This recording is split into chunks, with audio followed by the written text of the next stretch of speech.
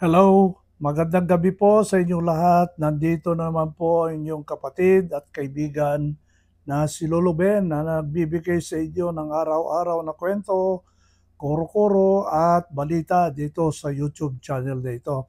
Ang balita natin ngayon ay tungkol dito sa interview ni US Ambassador Romualdez na sinabi niya na meron 24 na Pilipino na napauwi na mula nung si President Trump ay nagpresidente at sila po ay unang batch ng mga nag-volunteer or nagpa-deport dito sa Pilipinas.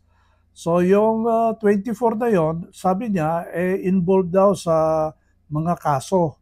So hindi naman niya sinabi kung ano yung mga kaso nitong mga ba 24 na Pilipino na kababayan natin na na-involve sila.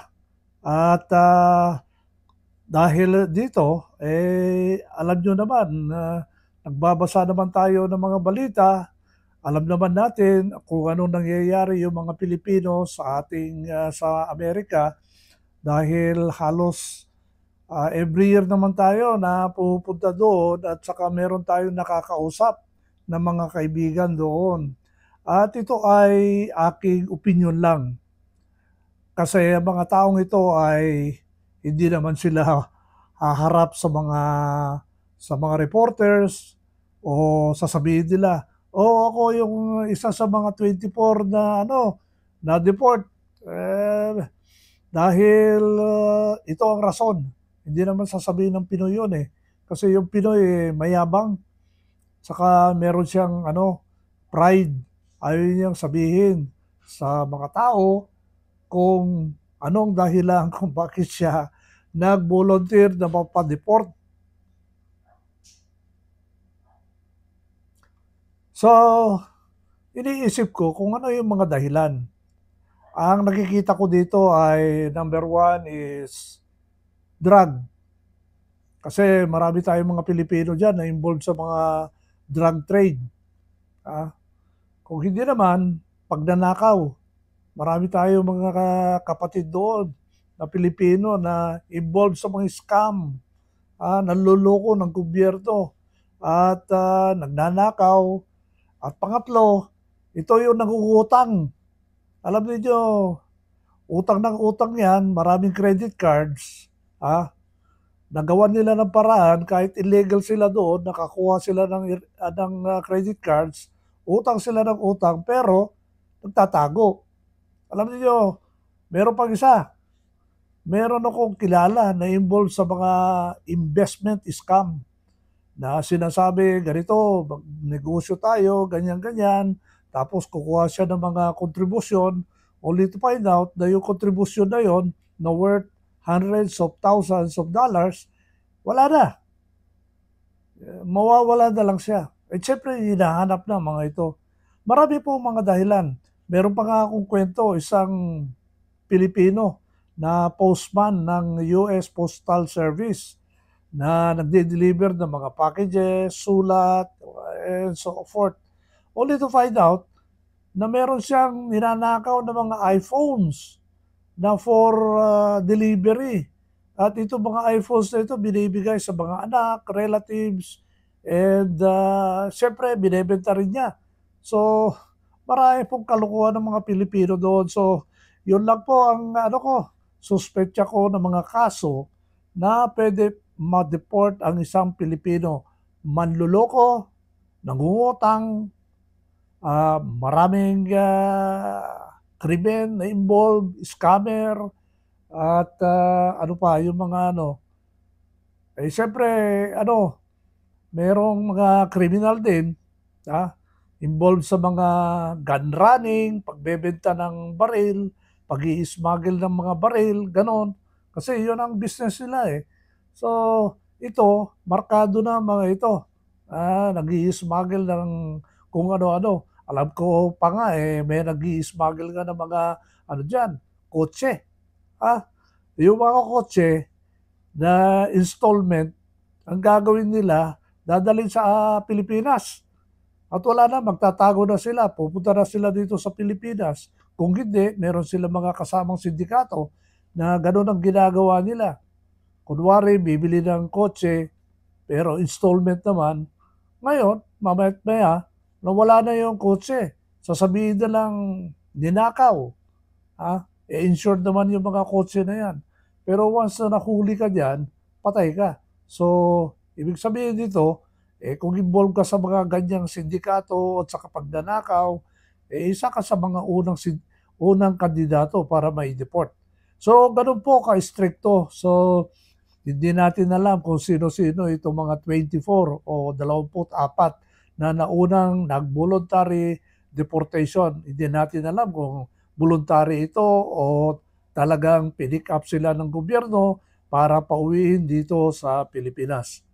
Ang sabi pa ni Ambassador Romualdez, yung mga nagtatrabaho doon na legal, dapat hindi sila mabahala dahil meron naman silang paraan para maging legal sila doon at hindi sila mapadeport dahil very easy lang naman yan. Kukuha ka ng makuha ka ng petition ng employer mo at kukuha ka ng immigration lawyer at gagawin na yung proseso. At sabi pa ni Ambassador Romualdez, nagkaroon po ng grupo ng mga Pilipino doon sa lahat ng consulate na tutulong dito sa mga Pilipino as long as wala silang record or criminal record at maganda yung kabuhayan nila, maganda ang trabaho nila at legal, matutulungan po sila ng ating embahada at ating mga consulate doon sa Amerika. So, may pag-asa ating mga Pilipino. Pero alam niyo yung mga overstay doon na wala namang trabaho, na kung ano-ano ang ginagawa nila, involved sa mga sindikato, involved sa krimen, drugs, pagnanakaw, pag-i-scam, at saka mga pag-i-smuggle, yun ang delikado sila. At sila po ay mapapawi dito sa atin sa Pilipinas. Pero may pag-asa naman po at binibigyan po naman ng ating embahada doon, ina-advise is mag-ano na lang kayo, voluntary deportation na lang. And then later on, mag-apply kayo ng another visa or travel visa to the United States. At kung maaprubahan, gawan nyo na yung legal na paraan para manatili kayo sa Amerika.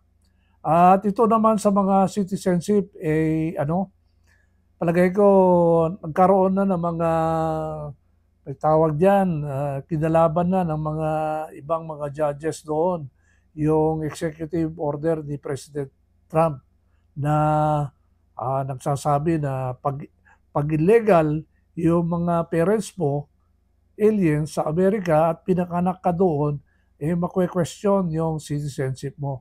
Pero yun po ay pinaglalaban po at hindi pa sigurado kung talagang may implement yon.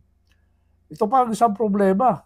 Pinagbawal na ni President Trump yung mga iba't ibang gender. Sabi niya sa executive order, dadalawa lang po ang genders ng mga tao doon sa Amerika.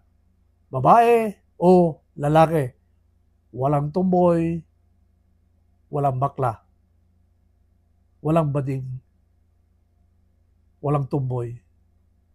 So, hindi natin alam kung ano mangyayari dyan. Kasi meron na mga pronouncements dyan, meron mga laws dyan na pwede na mag-asawa ng babae at saka babae, lalaki at saka lalaki. Kaya magiging magulo po. So, yun lang po ang aking balita ngayong gabi na ito at sana nabigyan ko kayo ng impormasyon at kaunting kuro-kuro tungkol dito sa nangyayari sa Amerika. Salamat po at magandang gabi po sa inyong lahat. Bye.